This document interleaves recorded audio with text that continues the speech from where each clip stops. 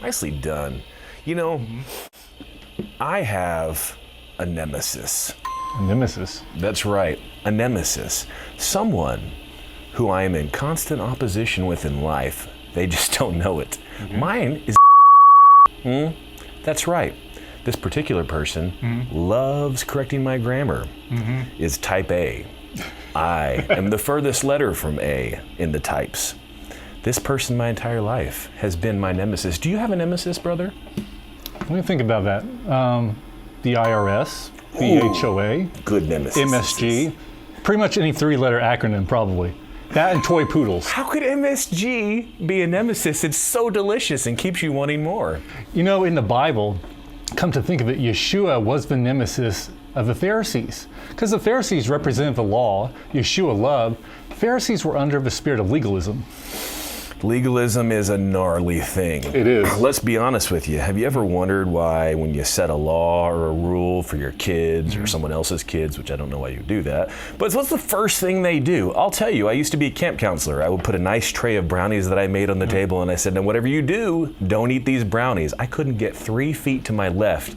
These children were munching on my brownies. Well, because legalism operates in the areas of the flesh. If you tell someone not to do it, something, they want to do it, because legalism is trying to achieve righteousness with a set of rules that God did not implement.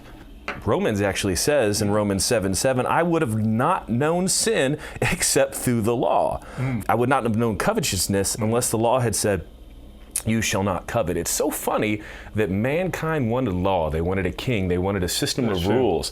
It wasn't until that system of rules was put in place that we asked for, that we knew how to be jealous and how to have all these issues. That's right. And Paul had the problem with the Galatian church, that they were a Gentile church that was trying to use the law to obtain righteousness. He said, "O foolish Galatians, who has bewitched you that you should not obey the truth, before whose eyes Jesus Christ was clearly portrayed among you as crucified?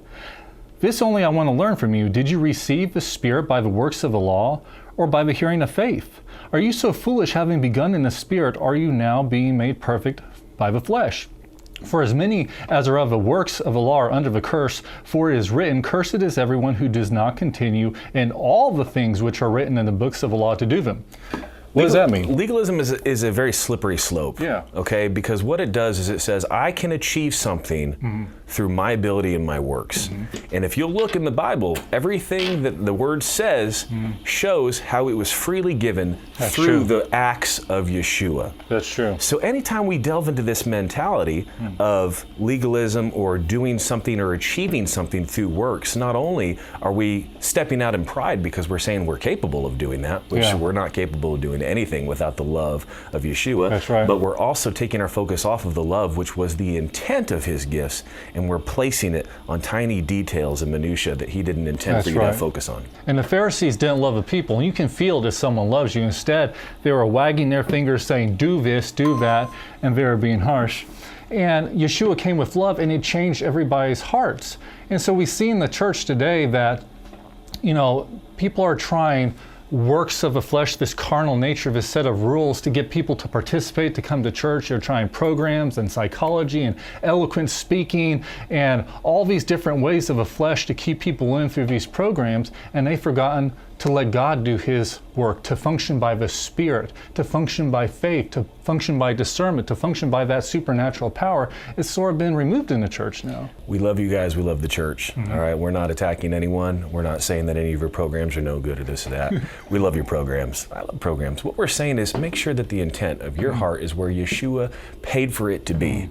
Make sure that you have a heart of love towards others. Make sure that what is inside of you, that gift of salvation, is birthed out of the same love that paid the price for you to have it to begin with.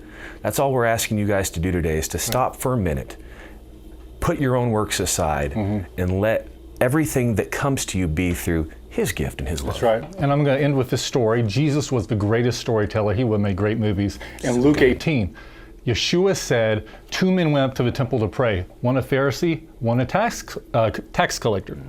So the Pharisee went up to the front of the temple. He prayed boldly, "Thank you, God, I'm not like any of these other men. They're unjust, they're extortioners, they're adulterers, and I'm not like this tax collector here." Burn. Awkward. He says, "I give 1/10 of everything that I own, and I fast twice a week. But that tax collector, he stood in the back. He couldn't even look to heaven. His head was sullen, sunken down. He beat at his chest and he said, Lord, have mercy on me. I'm a sinner. Yeshua said that tax collector went home justified, not the Pharisee, because whoever humbles himself will be exalted, but whoever exalts himself will be humbled. Humble yourself in the sight of the Lord. That's what it says. All of us, every one of us has sinned and fallen short of the glory of God. Don't try to put yourself someplace that you can't earn. He paid the price for you. It's a free gift. Share it with others. We love you. Join us next time. I love him. He still hates touching, but that's why I do it so much.